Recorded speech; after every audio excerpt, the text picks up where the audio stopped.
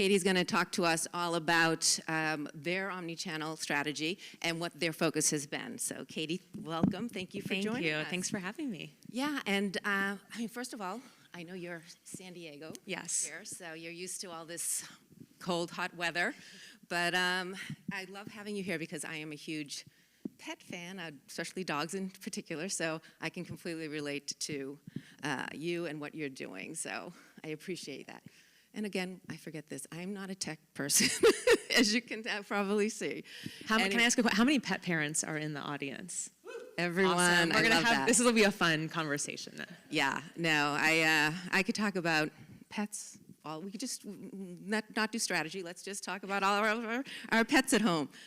But, well, first of all, before we get into what you guys have been doing and rebranding yourselves, talk about what prompted the decision to do that. And because that's really what, we sort of had to rethink and relook at what was going on with your company and see how you were going to move forward. So talk about that a little bit. Yeah, so not many people know this, but Petco was founded 57 years ago as a veterinary supplies company. That's how we started. So, doing what's best for pets has always been in our DNA. But I think, over the last decade or so, the role that pets have played in our families has really changed. Just think about, there used to be dog houses in the backyard, right? And now they're sleeping with us in our beds, right? And so this humanization trend, we see it all the time in pretty much every category that we do business in. Dogs are wearing puffy coats. Cats are eating human-grade fresh food.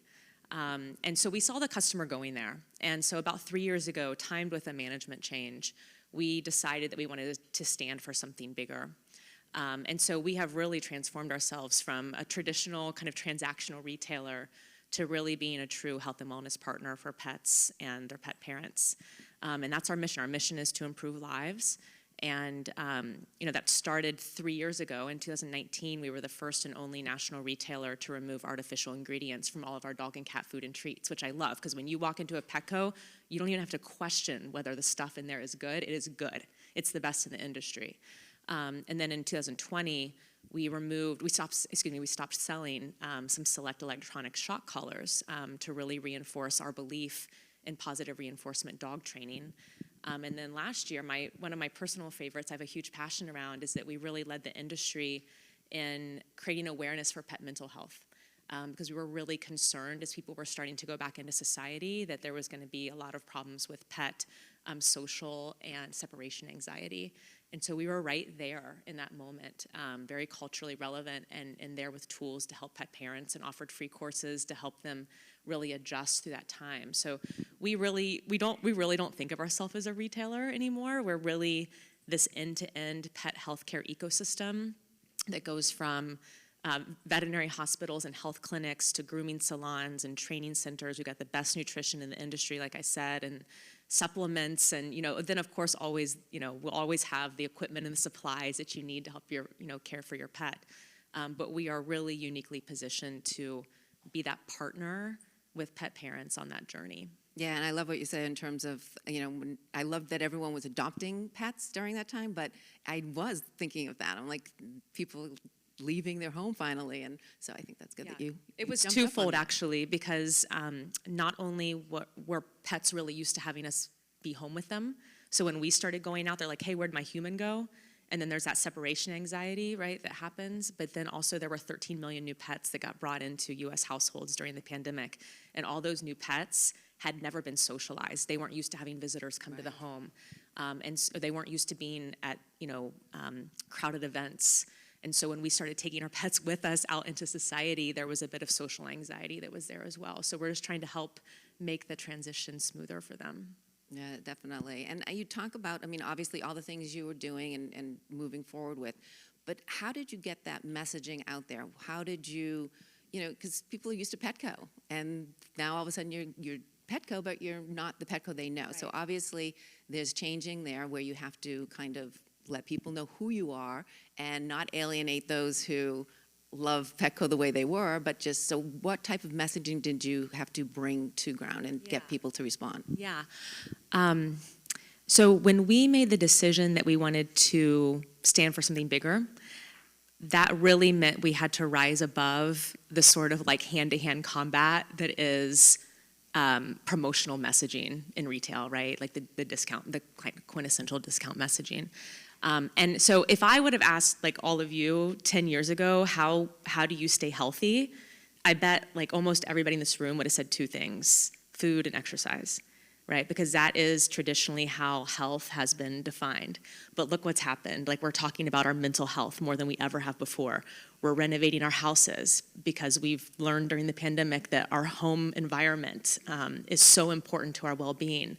And we really believe that pets deserve, at minimum, the same level of care that humans get. And so we were really the first in the industry to develop, and I think we might have an example of it here, an industry-leading philosophy around pet well-being that we call whole health. And this premise is that there's really 5 dimensions to pet well-being: physical, social, mental, their home environment or their surroundings, and then accessibility, making it easy and affordable for people to unlock all of this. And when you really start to engage multiple dimensions, that's when your pet's well-being begins to increase. So this was a big piece of our new message and what sits really at the center of everything that we do. The other big messaging change that we made that's really tied to our go-to-market approach is that we stopped going to market by our businesses, right? And I'm sure there's a lot of people in the room that can commiserate with this. Like, you kind of show your org chart externally in the way that you go to market. And we started going to market more based on customer-centric solutions. And so what I mean by that is we had been doing kind of, a nutrition campaign and a grooming campaign. Now we're doing weight management, mental health, exercise and play. These are all top need states that our consumers told us were top unmet needs. And that is a win-win-win, because not only is the pet parent then getting solutions packaged up in a way that's holistic, again, looking at whole health, it's a win for the pet because they're getting better care, and it's a win for our business because it allows us to tell stories that multiple businesses can nest under. So when I'm talking weight management, I can be talking about our industry-leading nutrition. I can be talking about the importance of regular checkups with your vet. I can be talking about different equipment that you might need, like slow feeder bowls or different exercise equipment to help get their, stimulation going. So it's been just a really positive change in the way that we actually show up in market. And I think, we have an example of one of our commercials that brings that to life. Did you know that Petco is now a health and wellness company? I believe you're the only one who doesn't know that, Avery. Their groomers work wonders for my confidence. I trust their vets, and I'm known to have trust issues. Might I add, their high-quality food delivered same day. It's given me life. You should see me pounce. Stop sniffing me. I was outside digging. What'd I miss? Oh, nothing. Just our physical, social, and mental health cared for in one place. Exciting. I'm gonna take a spin around the room. Great idea.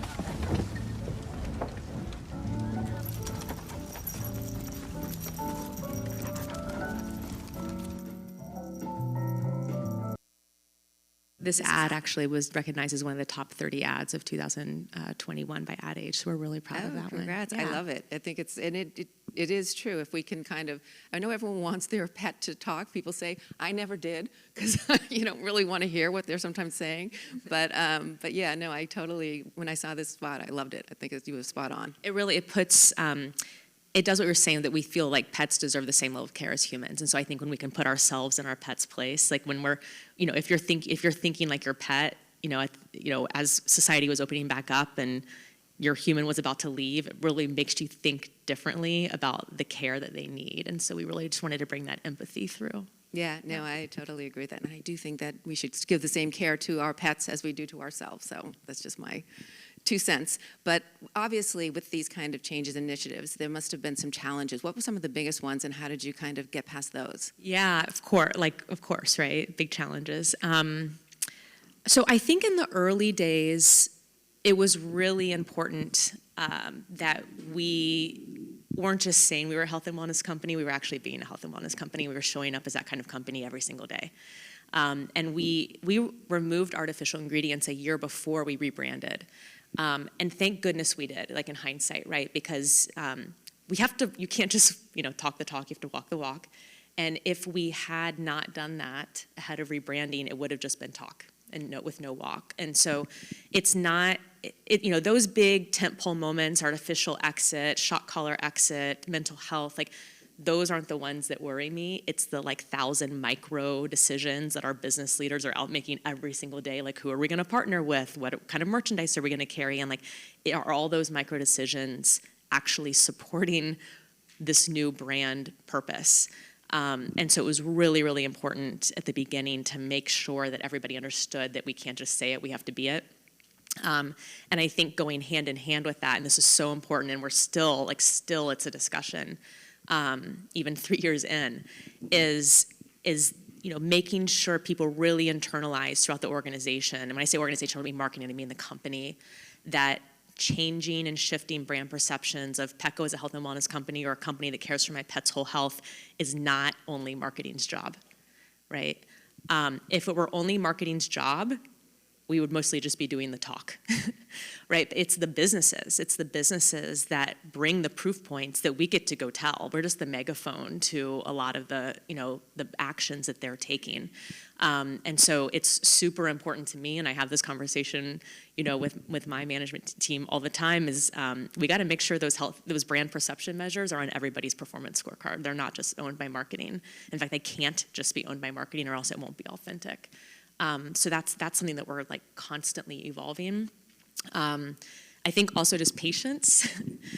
I think when you have a vision for where you want to be as a brand, and it's so crystal clear, like it is for us, and we just want to be there overnight, and it's just not that easy, as you guys know. And so we're just trying to be patient and in the moment with where we're at any given time, knowing that every single day we are getting better because we truly want to beat that vision and want to realize that. So just having the patience and kind of grace, I think, with yourself that you'll get there, and it just takes some time.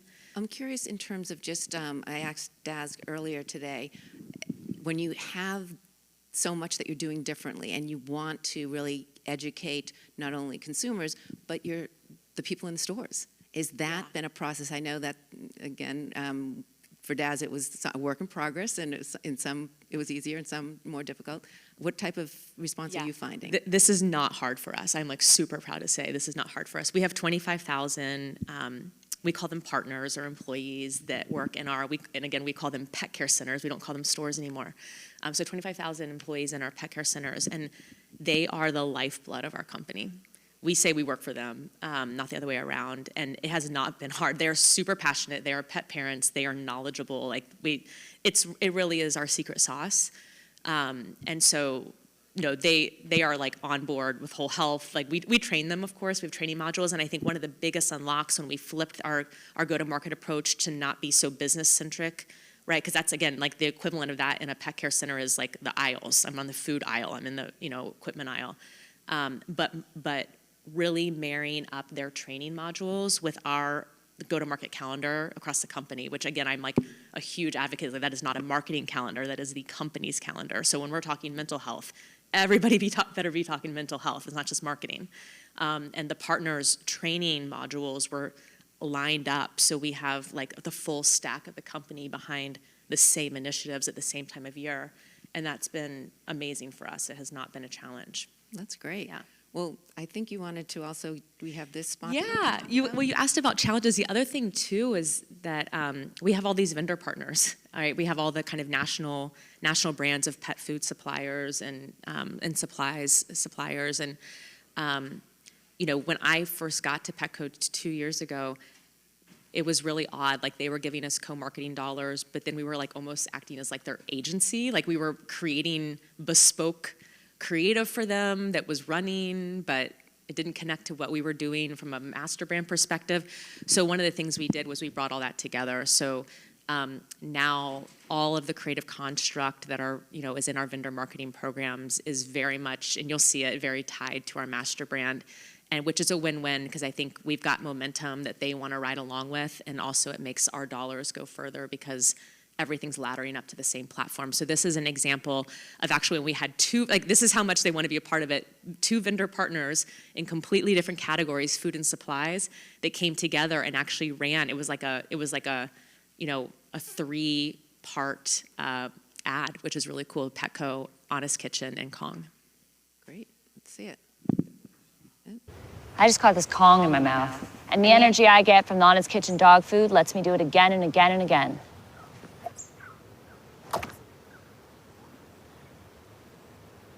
Petco, the health and wellness company. That same construct, and it's been really fun to make that stuff. Well, I mean, kids and babies in the you can't lose. You would be shocked. There's not a week that goes by that we don't make some analogy to baby. Like there is so many parallels between pet parenting and real life parenting. Definitely. Yeah. Well, and talk about, I mean, we are, obviously you mentioned up the top, you know, the consumer behavior, especially towards their pets, is changing. I mean, that's not even new just from the last 2 years. It's just the way where we are today. What tools are you using to sort of reach those? What are you leveraging and what's working for you to better meet those needs today than, you know, obviously not just 2 years ago, but even before that? Yeah, I mean, COVID changed everything, right? So, you know, we had already launched buy online, pick up in store ahead of the pandemic. And then when the pandemic hit, I think we stood up curbside pickup in like less than 2 weeks, which you guys know, like in the normal course of business would have taken months to do. And it was like the customer needed it. We felt a huge responsibility because we were considered an essential retailer. You know, remember the beginning of the pandemic, like, who's it? Is my nursery? Is my gardening nursery like an essential retailer? Really? I buy vegetables there, so that's considered like a grocery. Like there was a lot of definition going around essential retail, and we were that because we're the, you know, your pet's pharmacy and their grocery store, and we felt this huge responsibility to make sure that pet parents could get what they needed for their pets, but in a really safe way.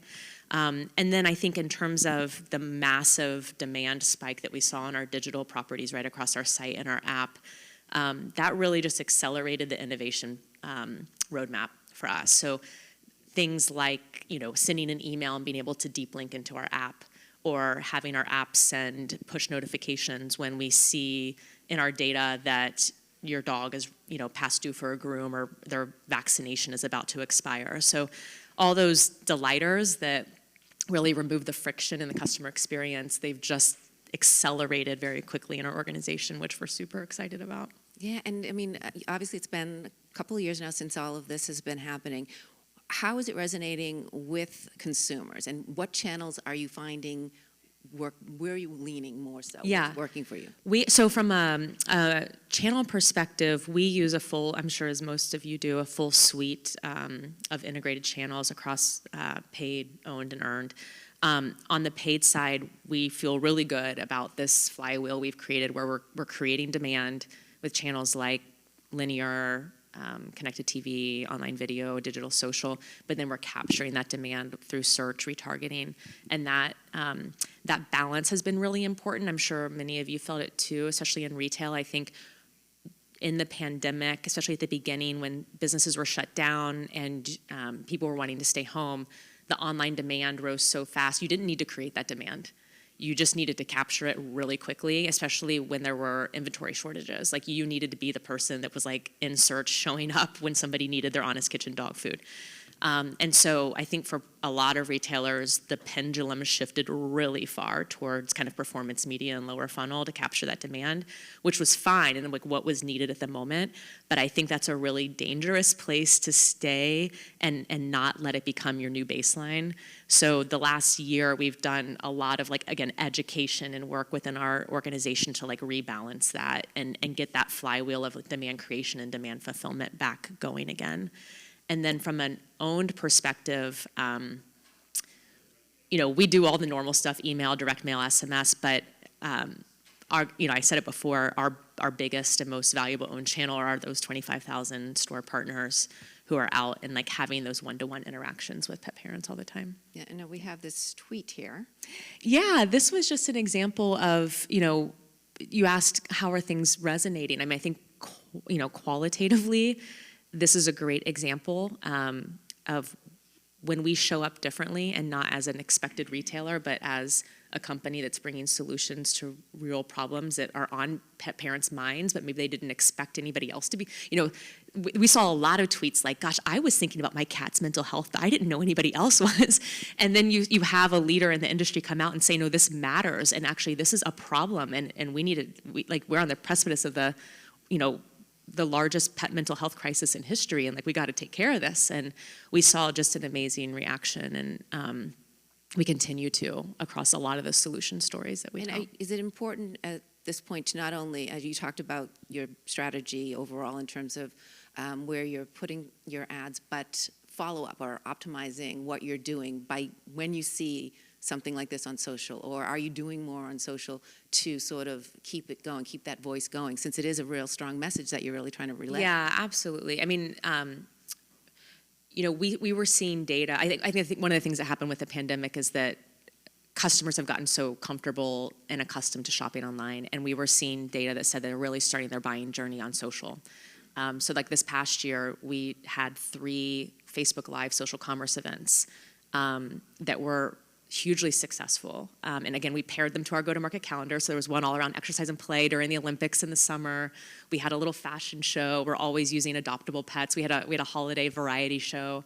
And they've been really successful across not only reach and engagement, but then also traffic and revenue, and then adoptability, because we always use those adoptable pets, and we're happy to say that we've had 100% adoption rate through all of our events. So, those are things that we want to keep doing, and I think, again, just showing up where the customer is, and if they're showing up in social and we want to be there, we just want to make it frictionless and not only entertain, but also then allow them to fulfill some of the things that maybe have piqued their interest. So we try to make that shopping experience and those events really seamless. Wow, that's great. Well, we are going to open it up for you guys, but before I do, just talk about your key learning, really whether, it's something that maybe didn't work so well and you learned from that, or something that just you saw was really exciting that maybe surprised you. What was that from the past couple of years? Yeah, I mean, I think the role of content cannot be understated. I'm a huge believer in content and the value exchange it creates. If I'm wanting you to engage my brand, I better be giving you something in return. And so I think all the tools educational tools that we have developed for pet parents, it's been really fun to see them latch onto that. And then in terms of what surprised me and has been challenging, I think just again, that pendulum swing back away, becoming more balanced in our media approach has been super, super important, and I think is what's setting us up for success in the future. Great. Yeah. Well, do we have any questions? Yeah. Hey, Katie, Steve Moynihan. Hi. How are you? Hi, good to see you. So, talk about loyalty. I imagine with this rebranding, it changed the way that you guys think about loyalty too, from just buy more in the store versus addressing the whole health of the parent. Yeah, you nailed it. Thanks for that tee up. Because I'm going to do a plug. Yeah, our loyalty program used to be your quintessential spend and you get 5% back, right? Or credit card points, stuff like that. We have over the last year launched a new tier to our loyalty program called Vital Care. And if you are, as many of you are, dog and cat parents, you got to go check out Vital Care. That's my plug, because it's really a no-brainer. It is, the premise is that the more you care for your pet, the more you save. And so we are paying you to go take your pet to the veterinarian. We are giving you $15 every month to buy whatever you need in terms of your health and wellness supplies. There's great benefits in there around nutrition and litter and grooming. And it really is a no-brainer. And I think one of the exciting things about it is that we, just 2 days ago, we relaunched it in an upgraded version and brought a lot more benefits to the market. And it's at a time when the US is at the highest inflation rate in 40 years. So super culturally relevant, very solution-oriented for what's going on right now. So we still have our free, open to all membership program, but then we've layered on top of it this paid program that really brings to life the ecosystem. We like to say it unlocks the best of Petco, because you're able to access that full end-to-end ecosystem I talked about for just a subscription fee each month. Hello, Katie. I just caught this Kong in my mouth. How you doing? And the energy I get from Nana's Kitchen dog food lets me do it again and again and again. around helping us be better pet parents. There's so many different facets to that, right? And which to me says that there's so many different potential silos of data necessary to pull together to make that experience happen. How did Petco address that? Yeah, we have something we call the golden record. So, kind of like similar to what the woman from Walgreens was talking about. When you come in, when you bring your pet into a veterinarian, and maybe they have a skin and coat issue, the next time they come into our stores, I want one of our 25,000 partners on their device to see that they had a skin and coat issue at the vet, to be able to go walk them over to the aisle, find the right supplements or the right shampoos for them. Then when they come to the groomer knows they've got the skin and coat issue, they're recommending a soothe and repair package, bath package for them. So it is connecting all of that data across this end-to-end healthcare ecosystem that is really unlocking the personalization that we're all striving for. So it's been really important to the success of our business and will continue to be. Yeah. Hi, John Malin with Maverick. Was wondering, first of all, how you've been leveraging influencer marketing through this brand transition, and also, just for fun, if you have a favorite pet influencer that you follow on social. Our favorite pet influencer is Doug the Pug. Check him out. He's wonderful to work with. Doug the Pug. Wonderful to work with. Yes, so I have a little bit of a qualm with the word influencer. I don't love the word. I like to think of them more as ambassadors. I think that is very indicative of like where a lot of us are trying to go. Is like it shouldn't be pay for play. They should be like deep rooted relationships that we're building with people, and they it needs to be a relationship between the company and the ambassador or the talent. I do think that there are moments in time where you're going to have like a quick hit where maybe you're not using like that same staple roster of people. But I would prefer it to be like, 80-20 or 70-30, where I'm using my like coalition, if you will, 70 to 80% of the time. And then I'm using folks that maybe have like a very specific, like if I'm doing exercise and play, we brought in Gabby Douglas to help host our Facebook Live event, right? Like that was a very specific need we had for an athlete. But yeah, I tend to want to have more deep-rooted, established relationships. And I just think it's so much more authentic that way. Well, thank you, Katie. And I know that you wanted to let everyone, because you have a lot more going on. So you wanted, if anyone wants to follow up with questions or just see what they're doing, she wanted us to post her LinkedIn page so you can feel free to follow and hear more about it. So what do you share? What will they find out?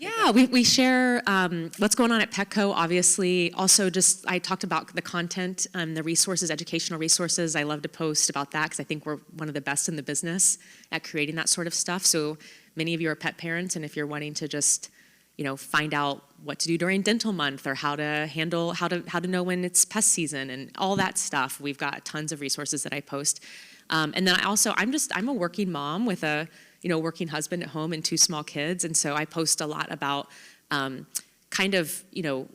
like to translate the whole health of pets almost backwards into whole health for humans in the workplace, and so I love to talk about the need for mental health in work and the need for balance, and I'm trying to figure it out like all of you are too, and so I just like to have those conversations with my followers. So please feel free to engage me on there. Okay, sounds good. Well, Katie, thank you so much. Thank you, Lisa.